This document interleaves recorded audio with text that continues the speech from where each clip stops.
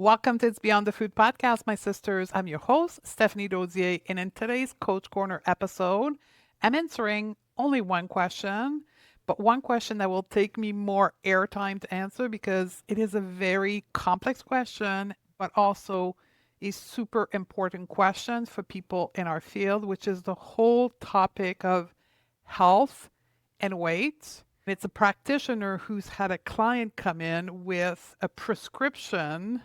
Her client got a prescription that she needed to lose weight to be healthier. How do we handle that in our practice? Now, before we go on to answering this question, if you love these short podcast episodes answering very specific questions that you have in your practice, I would highly recommend you go grab Coach Corner Vault. It's my on-demand library of over 50 mini trainings on coaching behavior, mindset, body image, eating behavior, and even some business coaching specifically around marketing and taking action to sell your services. If you want into that free library, you can go to stephaniedodie.com/coach corner or in the show note associated with this podcast. Ready? Let's dive into the question. So, this came from our annual survey where a practitioner was facing a client who specifically was prescribed weight loss as a way to get quote unquote healthier. Now, I do not have the very specific health concern or health issue that this client was facing. So we'll keep it at the highest level possible when we're talking about being healthier. So, how can we support our client with confidence on this particular topic? Now, first, I want to lay some context. Most of us, as health professional, health coaches, clinician, we have been trained in our degree, in our master degree. Even I've had some clients who have PhD. We've received educational, academic training that weight equals health.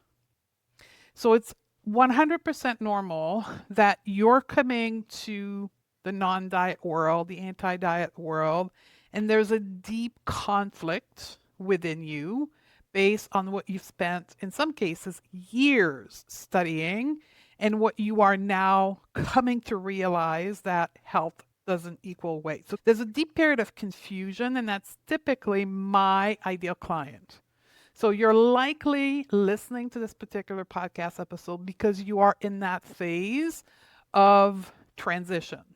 You've received a training, you have an educational background, you have a license that taught you that health's equal weight, but you've recognized in the course of your practice that it actually isn't true, that you have clients that are in what is considered a thin body or quote unquote normal range BMI, and they are sicker than other of your patients.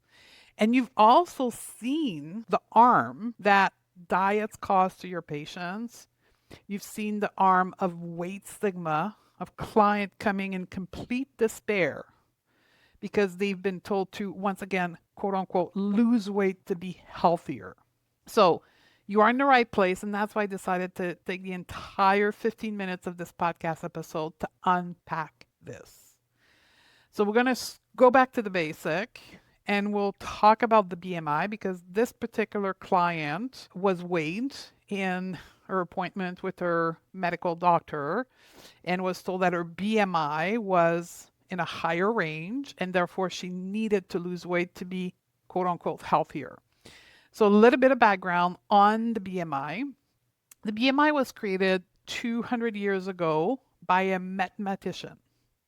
It was for insurance classification of population. That was a tool that was created for insurance-based needs.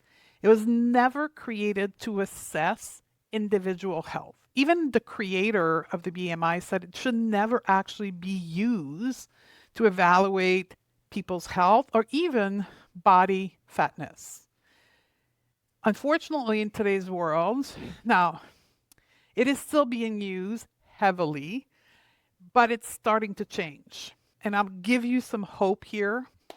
In Canada in 2021, there was a guidance issued to medical doctor to not use the BMI and not weigh patients in practice unless absolutely necessary because of the harm that weight stigma causes.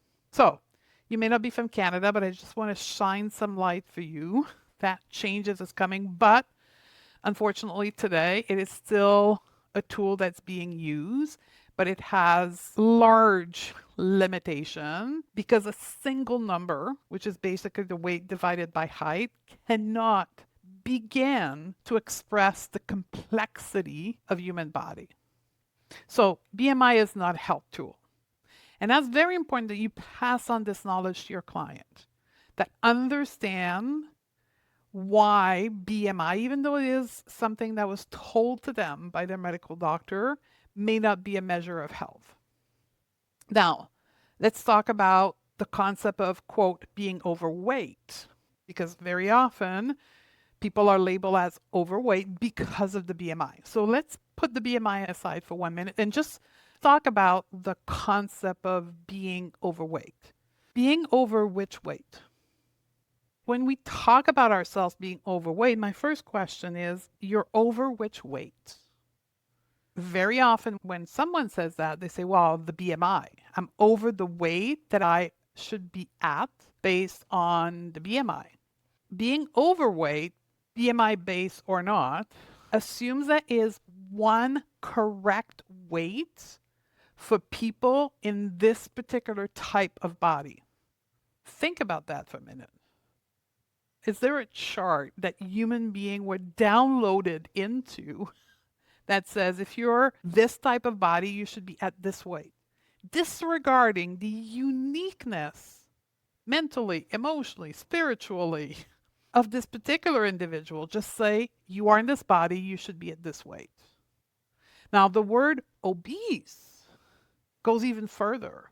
Obesity assign an illness to people based on their weight and completely disregard the actual health marker of this individual. It says if you are this weight, you are obese, therefore you have an illness.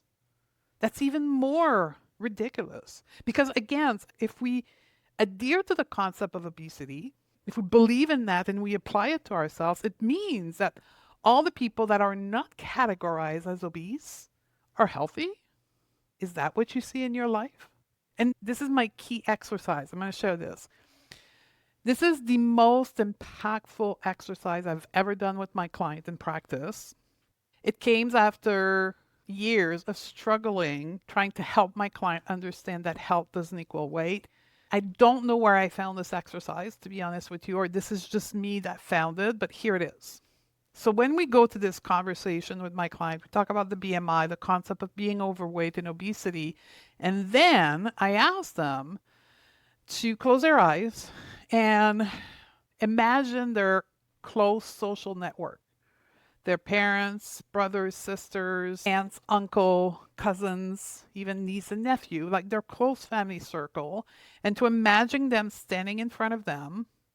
Because they're close to them, they understand their medical background, or at least at high level understand if people have or been diagnosed with particular disease. And I ask them to go through in their mind one by one and look at their body size and their health status of what they know of their health. And I want them to tell me, is there people, as you're looking at this lineup of people, that are in, quote, normal size body, according to the society standard, and that have or had in the past health condition? And right away they're like, oh yeah, Aunt Jenny, my cousin Julie, my brother Mark. Oh, my brother Mark is a marathoner. And my God, he was diagnosed with cancer.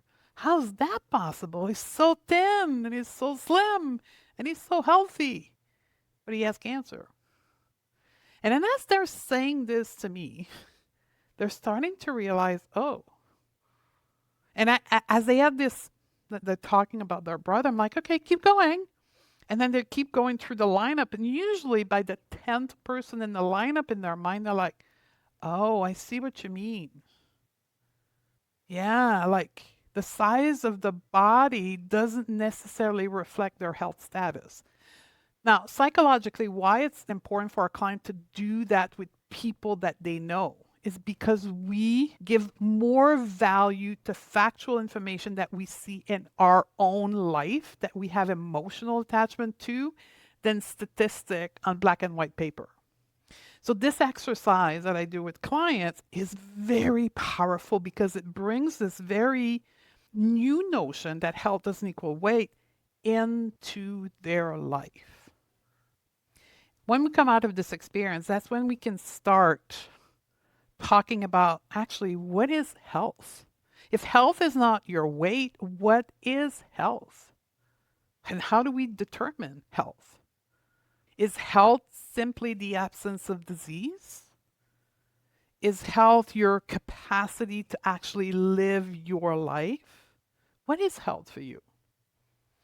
And once people remove the notion of health and weight, that's when the field becomes what I call it like a blank canvas. They can get to put in the definition that they want of what is health for them. And one thing that we get to a place in this collaborative coaching model is that health is not simple. Health is complex. Health cannot determine by weight. Therefore, pursuing weight loss doesn't guarantee health and doesn't guarantee health improvement. And usually there's a dissonance at this point of the conversation because we have to understand that belief systems are thoughts that we've been thinking for years and decades. That's what a belief is. So when we believe that health equal weight, it's not because it's been quote unquote embedded in our brain at birth. It's something that we grew as something we believe in over the years. So by the time we get to 40, 50 years old, that belief has a strong anchor in our brain and our nervous system. So releasing or changing that belief will take time. So when we start unpacking that with our client, it's going to be over multiple sessions. And when we get to the point we say, well, is weight loss doesn't guarantee health, therefore me going on a diet is not going to guarantee that my health condition is going to be better. So now what? If it's not as simple as losing weight, how am I going to get better? And this is when the door is open for a weight neutral approach to health, where we remove the notion of body weight and weight loss out of the equation and we actually focus on behavior that have proven to have an impact on health marker. By the way, is weight loss a health promoting behavior? No. Weight loss is the outcome of the behavior of dieting, restricting food, and over exercising. Weight loss is not health promoting behavior, it's an outcome of a dieting behavior. So if we're not going to help our client diet, if we're not going to focus on weight loss, what else are we doing with our client? Now, we're coming to the end of this podcast. This is another long podcast episode that I could do of what is the weight neutral approach to health and what do we focus in our practice with our client. I'm going to give you kind of a short list here, but I want to refer you to a podcast that I recorded years ago, podcast episode 312. The title is 8 Steps to Be Healthier Without Weight Loss. And for 40 minutes, I go into the great details of what 8 things that we can do to improve our health without attaching it to weight loss. Here's a couple thoughts for you. Moving our body, exercising in any way, shape, or form has proven to be one of the most effective methods of changing health markers. Now, you're going to say that to your client and say, oh my God, I know. And then they're going to go into, oh, it's so hard and I can't be consistent and I'm on and off and I struggle. Da, da, da, da, da, da. And this is where coaching comes in. When we say coach behavior don't coach body. Now, this is the work to do with our client, the behavior of moving body, and start unpacking why it's so difficult for them to move their body, why they have resisted it, did it, overdid it, not done it, like the yo-yo of moving the body, so that we can help them rebuild their behavior of moving their body with joy and with consistency. So moving the body is number one. All the eating pattern, normal eating pattern, gentle nutrition. Now, when we open the Pandora box of gentle nutrition, what patients and client want is right away, tell me what to eat. Like, actually, no. If you want to have sustainable health promoting behavior around food for the rest of your life, because that's your goal, right? You just don't want to be, quote, healthier for the next 6 months and then not be healthier. You want to find a way of eating normally for the rest of your life. That includes fruits and vegetables. The client says, absolutely, I want to, but, and then they're going to tell you why it's so hard for them. And most likely is one of two things. They've been on a diet before, they've restricted food, and they've had the bounce back behavior of eating all the food they were restricted, quote unquote overeating, and right? All the on and off behavior around food. And just like movement, your work as someone who coach health promoting behavior is unpack it, help them see why they're struggling with consistently eating normally in gentle nutrition, and rebuild that behavior with them for the rest of their life. Also, here's a third thing. Broadening the scope of health beyond physicality. Again, most of your clients will come into you thinking health is physical.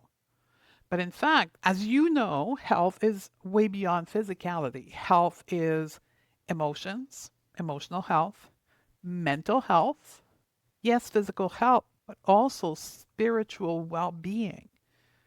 And that's the definition of health that is most agreed upon, and it's from the World Health Organization, that health is more than physical. It's mental, emotional, and spiritual/social well-being.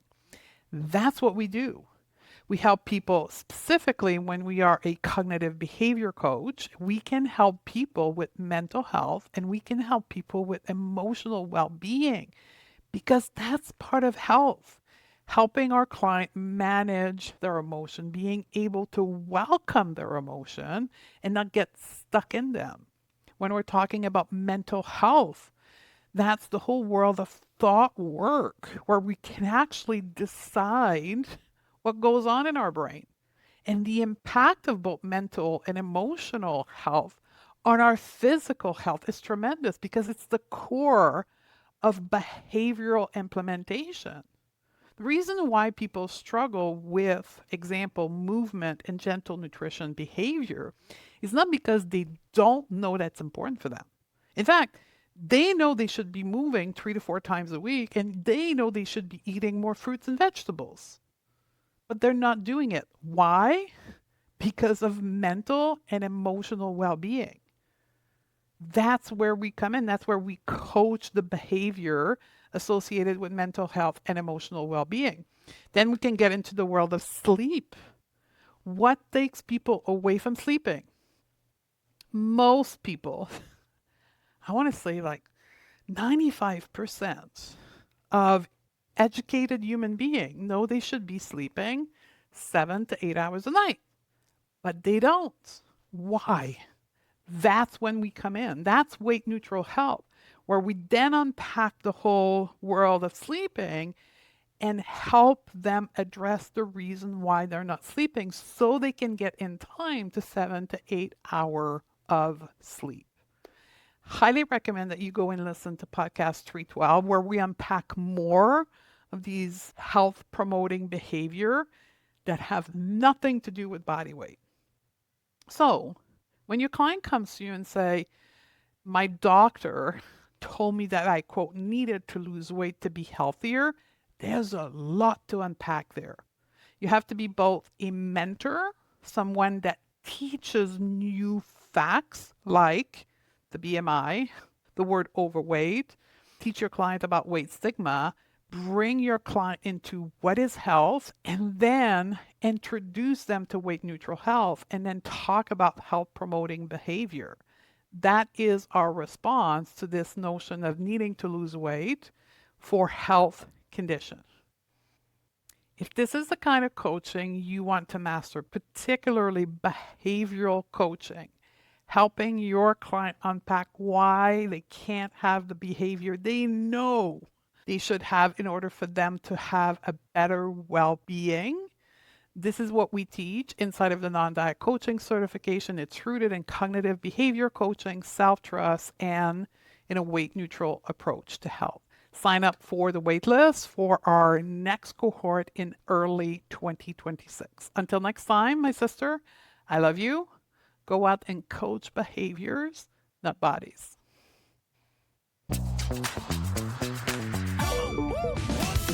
Want to coach behaviors, not bodies? Learn the mindset tool and the method that create real changes? Join the waitlist for the next cohort of the non-diet coaching certification at stephaniedodier.com/waitlist. That's where the real training begins. And I'll see you on the other side, my sisters.